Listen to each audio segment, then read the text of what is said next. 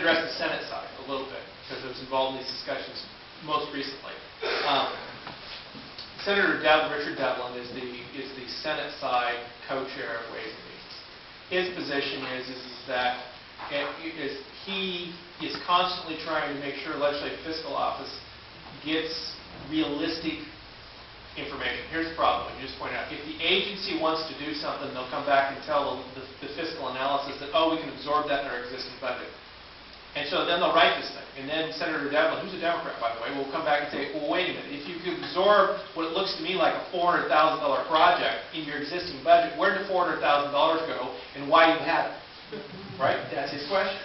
I actually saw this heated discussion this week on this particular issue because he turned around and they said, well, there are members who want to do something and say, well, what's the level before we have to send something to Ways and Means? It's a double-edged sword. You don't want to send policy to Ways and Means, but Senator Devlin's position is pretty system.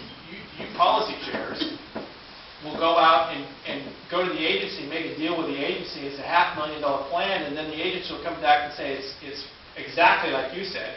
Oh, it won't cost us any money. And then 2 years later they come back for us, and you guys are trying to pull a fast one over us. And then you expect me to balance the budget 2 years later because you guys, mind you, ain't very many of this person's party sitting in that room, okay? And this is one of them on them, and they're talking about this, and it's the exact problem I'm saying. It's like other funds. The same thing as he said, I want to see, if you're spending $1 or you're raising the fee 1 penny, I want to see it in the other funds. Well, no, that's fees. And so it's like, no, wait a minute. I was the one, Senator Byer and I were the one who raised the big issue in this particular meeting, for example, in terms of, okay, there's constitutional responsibilities. I mean, somebody has to prove. Even if you have its other funds or federal funds, there's a legal responsibility to the legislature to say you can spend that amount of money. But what you say happens all the time. If I want a budget, I'm probably guilty of it, and I'm sure I'm guilty of it. Okay? If I wanted some program to help farmers, right, I'm going to try and get that fiscal as low as I can, regardless of what it costs, so I can get it passed, right?